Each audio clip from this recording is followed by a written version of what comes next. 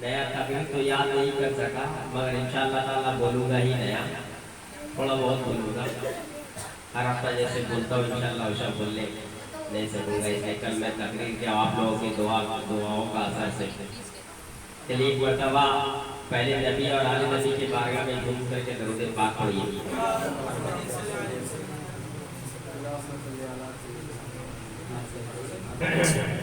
देखिए, गरीब नमाज का महीना चल ही रहा है, चलता रहे। उनके नाम पे मैं सबसे पहले दो चार आसार जो भोजपुरी है, क्या आप लोग सुनिएगा? हाथ उठा के बोलिए, किसको किसको नहीं सुनना वो लोग हाथ उठा के बोलिए। सभी को नहीं सुनना है। चलिए अल्हम्दुलिल्लाह, हम समझते हैं कि गरीब नमाज का, आला हज़रत का, गौसे पाक का सब यहाँ सच्चा गुलाम, मगर सच्चे गुलाम को तो उनका हुक्म भी मानना चाहिए ना। नमाज से दूर रहना नहीं चाहिए, हमेशा नमाज पढ़ते रहना चाहिए। इसलिए नमाजी एक ऐसा चीज है जो दुनिया के तमाम बुराइयों से आपका हिफाजत करता है और आपके ईमान का भी हिफाजत करता है। और नमाज एक ऐसा चीज है जिसके बारे में हुजूर सल्लल्लाहु ताला अलैहि वसल्लम इरशाद फरमाते हैं कि नमाज मेरी आंखों की ठंडक है, मेरी आंखों की ठंडक है और मोमिन का मिराज नमाज है। तो हम लोगों को कम से कम 5 टाइम की नमाज जरूर पढ़ना चाहिए। इसलिए नमाज कब्र का उजाला है, अंधेरी कब्र का उजाला नमाज है। और नमाज इंसान को हमेशा सच्चा दिल से अदा करना चाहिए। परवरदिगार आलम ने जिसके नसीब में जो लिखा होगा वो उसको मिलके रहेगा, मगर सर झुकते झुकते जिस दिन रब्बे कदीर के सामने में दिल झुका तो समझ जाइए आप दुनिया में भी कामयाब, कब्र में भी कामयाब और इंशाअल्लाह ताला हुजूर सल्लल्लाहु अलैहि वसल्लम के सदके दुआएं में आखिरत में भी कामयाब। चलिए, और देखिए दिन कितनी तेजी से कट रहा है। हुजूर सल्लल्लाहु अलैहि वसल्लम इरशाद फरमा रहे हैं कि जब आखिरी टाइम आएगा, कयामत करीब होगा, तो 1 साल 1 महीना के जैसा गुजरेगा। 1 साल 1 महीना के जैसा गुजरेगा और 1 महीना 1 हफ्ता के जैसा गुजरेगा और 1 हफ्ता 1 दिन के जैसा गुजरेगा और 1 दिन 1 घंटे के जैसा गुजरेगा और 1 घंटा जिस तरीका से आग से चिंगारी निकल के बुझ जाती है, 1 घंटा ठीक वैसे ही कटेगा। आज देखिए ऐसा लगता है कि कल जुमरात आया था फिर आ जाएगा, लगता है कि नहीं? बोलिए हाँ ये। तो हम लोगों को ईमान बचा करके ज्यादा से ज्यादा इबादत करना चाहिए। इसलिए इबादत है जो हम लोगों के साथ जाएगा, बाकी दुनिया का चीज दुनिया में ही रह जाएगा। चलिए मतलब बात बहुत आगे निकल गया है। दरूद पाक पढ़ी, उसके बाद 2-4 आसार गरीब नवाज के नाम पे सुना दें, उसके बाद इंशाअल्लाह ताला फिर तकरीर होगा। कि हमका ख्वाजा पिया की नगरी बड़ी नेक लागेला, हमका ख्वाजा पिया की नगरी बड़ी नेक लागेला, हमका ख्वाजा पिया की नगरी बड़ी नेक लागेला, बड़ी नेक लागेला, बड़ी नेक लागेला, हमका ख्वाजा पिया की नगरी बड़ी नेक लागेला, हमका ख्वाजा पिया की के गौस रजा और खाजा पिया के सब है दीवाने आए, गौस रजा गौसो रजा और ख्वाजा पिया के सब है दीवाने आए, सब है दीवाने आए। कुछ ना कहना, कुछ ना कहना किसी से नजदी, कुछ ना कहना किसी से नजदी। हम है बरेली वाले, आला हजरत की हर बतिया बड़ी नेक लागेला। आला हजरत की हर बतिया बड़ी नेक लागेला। आला बोलिए, आला हजरत की हर बतिया बड़ी नेक लागेला।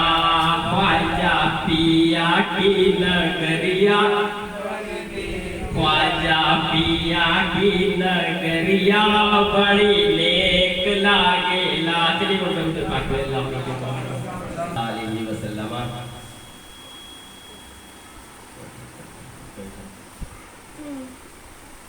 दुनिया में जो आए नहीं है उनका नाम भी नहीं रहता। चाहे वो मस्जिद का इमाम हो, अगर मस्जिद में नहीं आया है तो उनका मस्जिद में नाम नहीं है। चाहे वो डॉक्टर हो, अगर नहीं आया है तो उनका कोई नाम निशान नहीं है। अगर वो एडवोकेट हो, अगर अदालत में नहीं आया है तो उनका कोई नाम नहीं है। मगर कुर्बान जाओ कि एक शख्स ऐसा भी है जो आया नहीं है, जो आया नहीं है, उनका हुकूमत पूरे दुनिया पे है। जो आया नहीं है उनकी बादशाहियत पूरी दुनिया पे है। मुझे अर्ज करने दो कि पहले माइक बाद में आवाज, पहले माइक है बाद में आवाज है। पहले आसिफ भाई बाद में हबीबी, पहले कैस बाद में रिजवी, पहले साहिब बाद में रिजवी, पहले मुस्तकीम बाद में रिजवी, पहले अकरम बाद में अशरफी और आगे बढ़ो। पहले मजहर बाद में रजवी और आगे बढ़ो। पहले अख्तर रजा बाद में ताजुल शरिया और आगे बढ़ो। पहले मुस्तफा रजा खान बाद में मुस्तफा रजा और आगे बढ़ो। पहले इमाम अहमद रजा बाद में आला हजरत और आगे बढ़ो। पहले गरीब नमाज बाद में गरीब नमाजी और आगे बढ़ो। पहले अब्दुल कादिर बाद में गौसे आजम और आगे बढ़ो। पहले इमाम हुसैन बाद में शहीद आजम और आगे बढ़ो। पहले सिद्दीक अकबर बाद में सदाकत और आगे बढ़ो। पहले उस्मान बाद में सखावत और आगे बढ़ो। पहले उमर बाद में अदालत और आगे बढ़ो। पहले अली बाद में सुजात और आगे बढ़ो। पहले पेपर दर्जे पाक पढ़िए अल्लाह।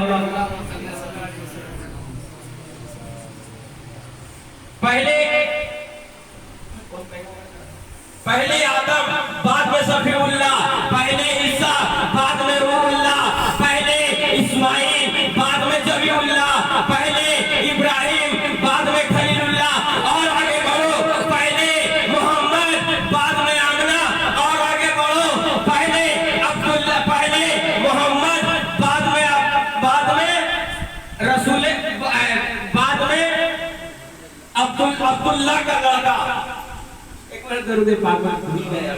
मस्जिद नबवी में हजरत अबू हुरैरा बैठे हुए, हजरत अबू हुरैरा बैठे हुए फज्र की नमाज में। हजरत अबू हुरैरा कहते हैं कि या रसूल अल्लाह,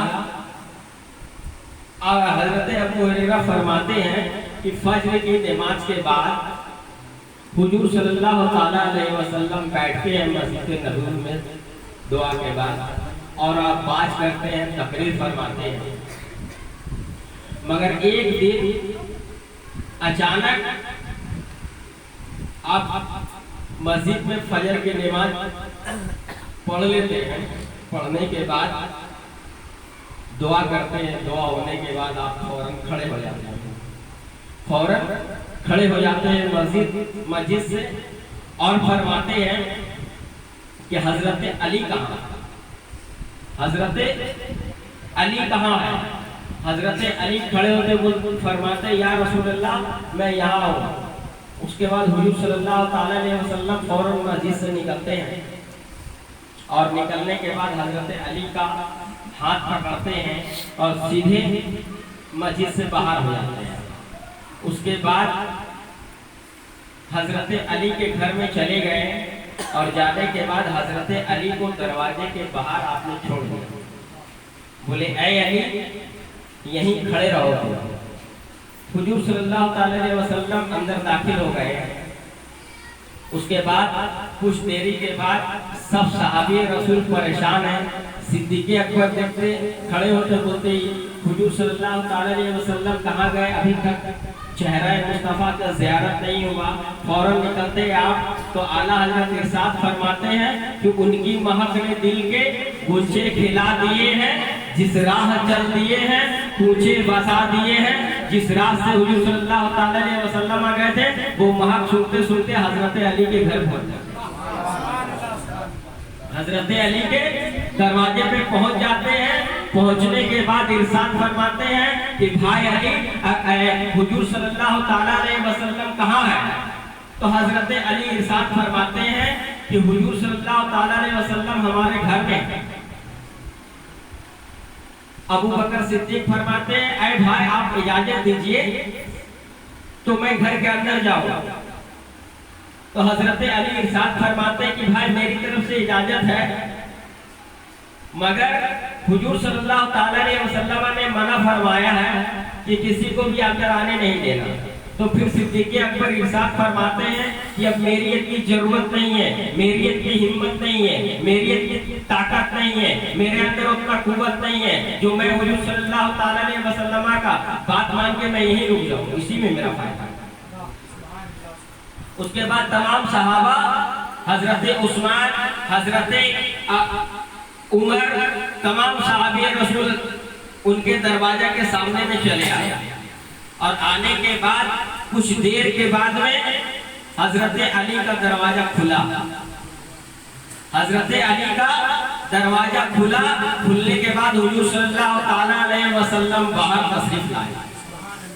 सब मिलकर के सलाम करना स्टार्ट कर दिया। हुजूर सल्लल्लाहु अलैहि वसल्लम का अदब एहतराम बजा लाए। तो हुजूर सल्लल्लाहु अलैहि वसल्लम इरशाद फरमाए आप लोग सब चले आए यहाँ। तो सब ने कहा हम चले आए। तो हुजूर सल्लल्लाहु अलैहि वसल्लम इरशाद फरमाते हैं मुबारक हो, आज अली के घर बेटा पैदा हुआ।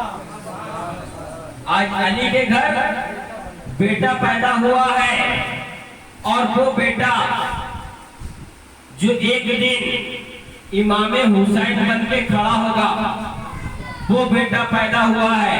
इतने में देखते हैं सिद्दीक़ अकबर कि आज दरियाए रहमत जोश में है, आज दरियाए रहमत का करम हो रहा है और आज हुजूर सल्लल्लाहु अलैहि वसल्लम के चेहरे पे हंसी है, मुस्कुरा रहे हैं आप। सिद्दीक़ अकबर से रहा नहीं गया। सिद्दीक़ अकबर इरशाद फरमाते हैं या रसूल अल्लाह मेरे बाप मेरे माँ बाप आपके कदम पे कुर्बान है। मैंने 4,24,000 फरिश्ते को हजरत अली के घर से जाते हुए देखा। कितना फरिश्ता? 4,24,000। हुजूर सल्लल्लाहु अलैहि वसल्लम इरशाद फरमाते हैं ऐ अबू बकर तुम्हें किसने बताया कि 4,24,000 फरिश्ता हजरत अली के घर में आए थे इमाम हुसैन की ज़ियारत के लिए, तुम्हें किसने बताया? तो उसने कहा सिद्दीक़ अकबर इरशाद फरमाए कि भाई अली ने कहा। भाई अली ने कहा। तो हजरत अली से पूछते हैं ऐ अली ये बताओ कि तुम्हें 4,24,000 फरिश्ते तुम्हें कैसे पता चल गया कि हाँ इमाम हुसैन की ज़ियारत करने के लिए 4,24,000 फरिश्ते जो घर के अंदर आए और चले गए, तुम्हें कैसे पता चला? तुम्हें किसने बताया? तो हजरत अली इरशाद फरमाते हैं कि फरिश्ते आते गए जाते गए, फरिश्तों का आना जाना लगा रहा। उसके बाद लास्ट जब फरिश्ता जाता है तो कहते हुए जाता है कि हम लोग टोटल फरिश्ता 4,24,000 हुसैन पाक की ज़ियारत करें। उसके बाद हुजूर सल्लल्लाहु अलैहि वसल्लम इरशाद फरमाते हैं और कुछ बोलना है। तो हजरत अली इरशाद फरमाते हैं या रसूल अल्लाह और मैं इसके आगे नहीं जाता। बोले सुनो, ताज्जुब की बात वो नहीं है, हैरत की बात वो नहीं है। उसमें से एक फरिश्ता ऐसा था जिसका ना हाथ था, जिसका ना पैर था, जिसका ना पाँव था। वो फरिश्ता, वो भी फरिश्ता आया था, और आने के बाद मैं उस फरिश्ते से पूछा, ऐ फरिश्ता, तेरा हाथ कहाँ गया, तेरा पैर कहाँ गया, तेरा उड़ने का पर कहाँ गया? तो फरिश्ता इरशाद फरमाता है कि चौथा आसमान जब खुला है, चौथा आसमान खुलने के बाद पहला आसमान खुला, मैं नीचे की तरफ देखा, दूसरा आसमान खुला, मैं नीचे की तरफ देखा, तीसरा आसमान खुला, मैं नीचे की तरफ देखा, चौथा आसमान खुला, मैं नीचे की तरफ देखा, चौथा आसमान की तरफ मैं खड़ा था। जब मैं नीचे की तरफ देखा तो एक इंसान है, उसका ना हाथ है ना पैर है, वो जमीन के ऊपर गिरा पड़ा, जमीन के ऊपर गिरा पड़ा है। मैं अपने दिल में सोचने लगा कि ऐ परवरदिगार आलम, इससे तो बेहतर जिंदगी मौत है।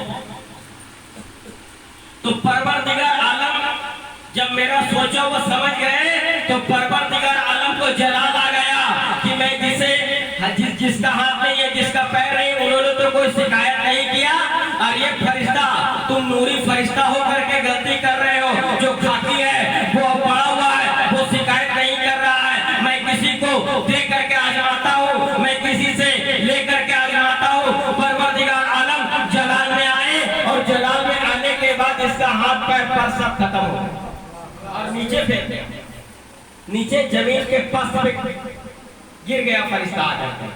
बोले कि तुम कब गिरो? बोले या रसूल अल्लाह, मैं 700 साल से गिरा हुआ हूँ।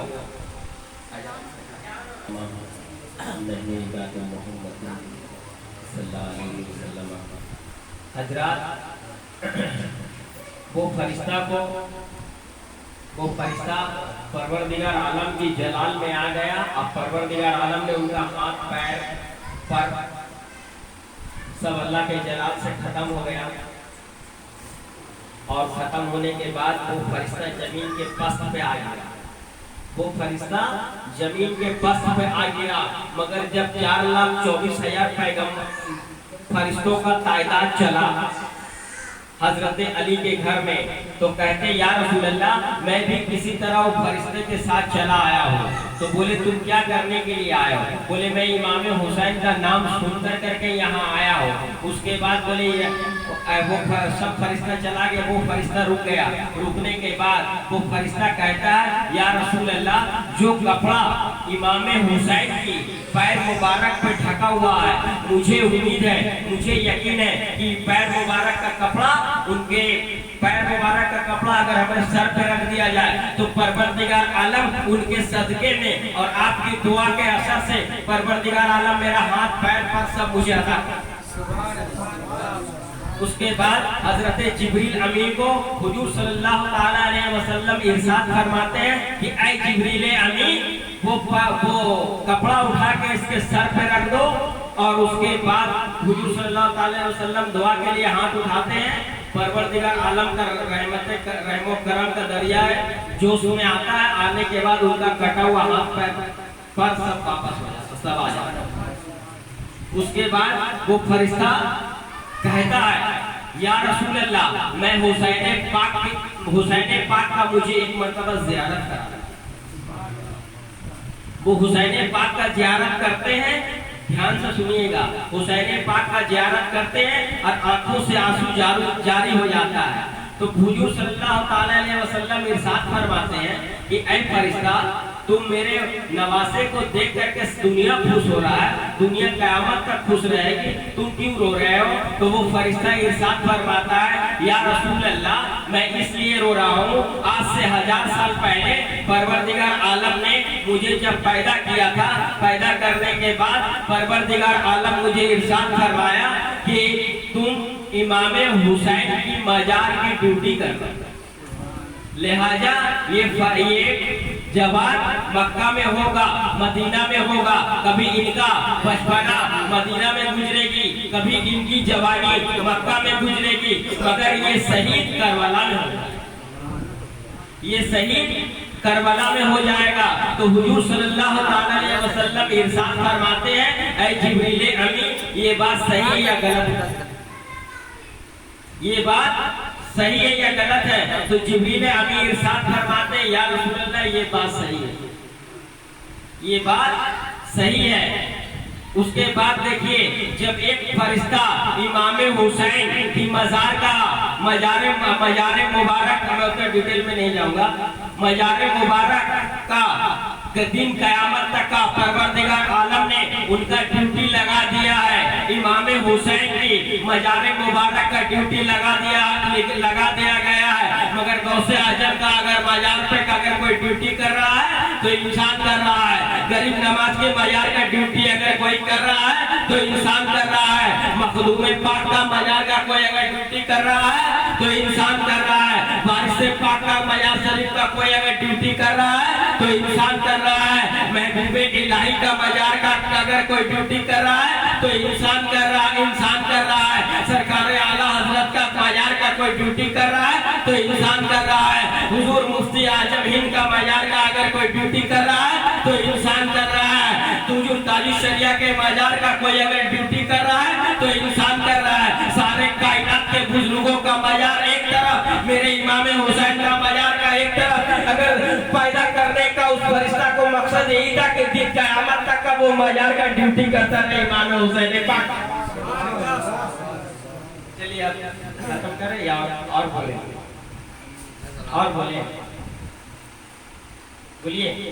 और बोले जैसा बोलिए और बोले।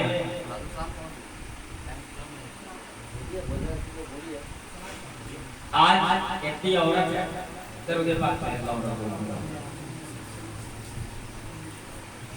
सल्लल्लाहु अलैहि वसल्लम। देखिए शौहर का इज्जत कैसे किया जाता है और किसको कहा जाता है, दीने मुस्तफा किसको कहा जाता है। शरीयत के ऊपर औरतों का ड्यूटी क्या है, सब ध्यान से सुनिएगा मेरी माँ बहन लोग। एक सहाबी रसूल है जो रात का पहला पहर है, सोए हुए हैं, उनकी बीवी भी आराम फरमा है, वो भी सोई हुई है। उसके बाद सहाबी रसूल का आंख खुल जाता है। आंख खुलने के बाद अपनी बीवी को उठाते हैं कि ऐ शरीके हयात उठिए आप।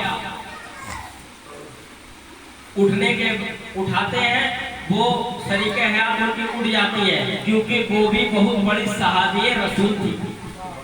वो भी बहुत बड़ी सहाबी रसूल थी। उठ जाती है, उठ जाने के बाद फरमाती है कि क्या हुक्म है बताइए, क्या बात है। तो सहाबी रसूल इरशाद फरमाते हैं कि मुझे प्यास लगा है बहुत जोर से, मुझे पानी पीना। ध्यान से सुनिएगा आप लोगों के लिए हिदायत है, मुझे पानी पीना है। उसके बाद पहले का टाइम तो नल ट्यूबवेल ये सब का नहीं था। उसके बाद बाल्टी लिया हाथ में, बाल्टी लेने के बाद चली गए। उसके बाद पानी भर करके लेके आई तो देख रही है कि उनका आंख लग गया, सो गए। उनका आंख लग गया, सो गए, नींद आ गया उनको। उसके बाद ये खड़ी होकर सोचती है, गिलास में पानी लिए हुए खड़ी होकर के सोचती है कि अगर मैं उनको उठाऊं तो उनके नींद में खलल पड़ेगा, लिहाजा जब उनका आंख अगर मैं सो जाऊं उसके बाद मेरे शौहर को फिर दोबारा अगर मुझे उठाने की जरूरत पड़ेगी तो परवरदिगार आलम शायद जलाल में आ जाए तो मेरा कुछ भी हो सकता है। और मेरे शौहर अगर नाराज हो गए तो परवरदिगार आलम भी नाराज हो जाएगा। उसके बाद इसी कसमी का आलम में वो पानी का गिलास लेकर करके हाथ में खड़ी रहती है। ऐसे करते करते फज्र की आजान हो, और रात का ठंडा, इतना ठंडा कि जिसका कोई जवाब नहीं है। वो ठंडे में सिसकते हुए खड़ी है। ऐसे करते करते सारा रात गुजर जाता है। सुबह फजर का आजान हो जाता है। जब आजान होता है तो अपने उनका शौहर का खुद ब खुद आँख खुल जाता है। खुद ब खुद जब आँख खुल जाता है तो देखता है, देख करके बोलता है, अरे आप बैठे नहीं, लेटे नहीं। बोले, अरे मेरे सरकार, मैं किस तरीका से लेटती, अगर मैं लेट जाती या फिर मुझे आंख लग जाता और आपका आंख खुल जाता, आप फिर हमसे पानी मांगते तो ये बेअदबी होता। और मैं शौहर के हक में बेअदबी करना नहीं चाहता, मैं शौहर के हक में बेअदबी करना नहीं चाहती हूँ। तो उसने कहा किसी का भी शौहर होगा तो मचल जाएगा, किसी का भी शौहर होगा तो खुशी से झूमने लगेगा कि जिसकी बीवी हुक्म के ऊपर खड़ी है उसका जिंदगी संवरा हुआ है, और जिसकी बीवी हुक्म से बाहर है उसका जिंदगी बिगड़ा हुआ है। किसी का भी शौहर होगा, अगर बीवी लायक है तो शौहर के लिए समझ लीजिए जिंदगी, समझ लीजिए बहुत ही बेहतर और बहुत ही खूबसूरत अंदाज में गुजरेगा। वो साहबी रसूल उसका हाथ पकड़ लेते हैं और अपने बगल में बैठा करके पानी पी लेते हैं। पानी पी लेने के बाद कहते हैं कि ऐ शरीके हयात, तुम आज हमसे जो मांगो मैं वही दूंगा, तुम जो मांगो परवरदिगार आलम की जलालत का कसम है, अगर मेरे पास उतना पैसा नहीं है तो मैं किसी से कर्ज कर करके भी दूं, किसी से कर्ज ला करके तुम्हें पूरा करूंगा, मगर तुम्हें जो मांगना है आज मुझसे मांग लो। मैं एक मोमिन हूँ, एक साहबी रसूल का जुबान कभी झूठा नहीं होगा। तुम्हें जो मांगना है मांग लो। हुजूर सल्लल्लाहु ताला अलैहि वसल्लम की मोहब्बत का कसम है, आपको जो मांगना है मांग लो। ध्यान से सुनिएगा, जो मांगना है मांग लो। तो उनकी बीवी कहती है कि ऐ मेरे सरदार, मैं आपसे अगर कुछ मांगूंगी तो आप मुझे दे नहीं सकते। क्या कहा? दे नहीं सकते हो। तो उसने कहा आप मांग के तो देखिए, एक साहबी रसूल की जुबान का बात निकला हुआ आप मांग के तो देखिए, एक मर्द मोमिन की जुबान का बात निकला हुआ आप मांग के तो देखिए। बोले देखिए हमको जिद मत करिए, हम जो मांगेंगे वो आप नहीं दे सकते। ध्यान से सुनिएगा, हम जो मांगेंगे आप नहीं दे सकते। तो शौहर ने कहा कि आप मांग के देखिए, मैं परवरदिगार आलम का फिर कसम खा करके बोल रहा हूँ कि आप कुछ भी मांगिएगा, नीचे जमीन का हिस्सा का कोई भी चीज मैं आपको देने के लिए तैयार हो जाऊँ। वो साहबिया कहती है कि अगर कुछ देना ही है, ध्यान से सुनिएगा, अगर कुछ देना ही है तो मुझे तलाक दे दीजिए। अगर कुछ देना है तो मुझे तलाक दे दीजिए। साहबी रसूल इरशाद फरमाते हैं कि ऐ मेरी शरीके हयात, जिसका शरीके हयात ऐसी हो उसके बाद उसका शौहर उससे खुश हो, अचानक तुम्हें क्या हो गया है, तुम तलाक मांग रही हो, तो मुझसे तुम तलाक क्यों मांग रही हो? क्या मेरे अंदर कमी था जो तुम मुझसे तलाक मांग रही हो? मगर मैं साहबी रसूल हूँ, मैं मोमिन हूँ, मैं अपने जुबान का पक्का हूँ। तुम अगर मांगे हो तो मैं तुम्हें तलाक दूंगा, मगर घर के अंदर नहीं दूंगा। फजर का नमाज पढ़ कर करके मुस्तफा के दरबार में जाकर के मैं तुम्हें तलाक दे दूंगा। मुस्तफा के दरबार में जाके मैं तुम्हें तलाक दूंगा। उसके बाद फजर का नमाज दोनों अदा किए, दोनों अदा करने के बाद और फजर सुबह हो जाता है। उसके बाद दोनों मियाँ बीवी निकलते हैं, ध्यान से सुनिएगा, दोनों मियाँ बीवी निकलते हैं चलते चलते। उसके बाद उसका शौहर गड्ढे में गिर जाता है, गड्ढे में गिर जाता है तो उसका एक दाहिना पैर टूट जाता है। पैर टूटने के बाद वो औरत पकड़ती है, वो अपने शौहर को पकड़ती है, पकड़ के उठाती है, कहती है ऐ शौहर तुम्हें क्या हो गया है, क्या हो गया है? तो देखा कि पैर से खून निकल रहा है, पैर टूट गया है। उसके बाद हुजूर सल्लल्लाहु ताला अलैहि वसल्लम करीब में थे, मस्जिद नबवी करीब में था, थोड़ा 2-4 मिनट और चलने से पहुंच जाता। उसके बाद साहबी रसूल इरशाद फरमाती है कि ऐ शौहर मुझे अब तलाक की कोई जरूरत नहीं है। तो शौहर कहता है कि जब मैं ठीक ठाक था, जब मेरा तंदुरुस्ती था, जब मैं ठीक ठाक था, पूरा तंदुरुस्ती था, तो तुम मुझे उस वक्त तलाक ले रही थी। अब क्या बात हो गया है जो तुम तलाक लेना नहीं चाहती हो? तो वो औरत, वो साहबी रसूल इरशाद फरमाती हो कि परवरदिगार आलम का कसम है, जब से मैं तुम्हारे निकाह में आई हूँ तब से मैं आज तक का तुम्हारे सर में कभी भी दर्द होता हुआ नहीं देखी हूँ, इसलिए तुम्हारे ईमान पे मुझे शक होने लगा, इसलिए मैं तलाक के लिए तुम्हें मजबूर किया। लिहाजा अब देखिए तुम्हारा पैर टूट गया, तुम कल भी ईमान वाले थे, आज भी ईमान वाले हो। इंशाअल्लाह मुझे उम्मीद है कि मरते कब तक ईमान वाले रहोगे। देखिए इसका नाम ईमान है, ईमान इसका नाम। मगर आजकल के हम लोगों की माँ बहन जो शौहर चूल्हा भाड़ में जाए और अपने जन्नत में जाए, है ना? सही ना गलत है? सही या गलत है? अपने जन्नत में जाए, शौहर खाना बनाने वाला चूल्हा जमा कहीं भी चला जाए, कहीं भी छिप जाए, उसको कोई परवाह नहीं। चलिए तौबा अस्तगफिरुल्लाह ला हौला वला कुव्वता इल्ला बिल्लाहिल अलीयुल अज़ीम व मा अलैना इल्लल बलाग। अस्सलाम वालेकुम।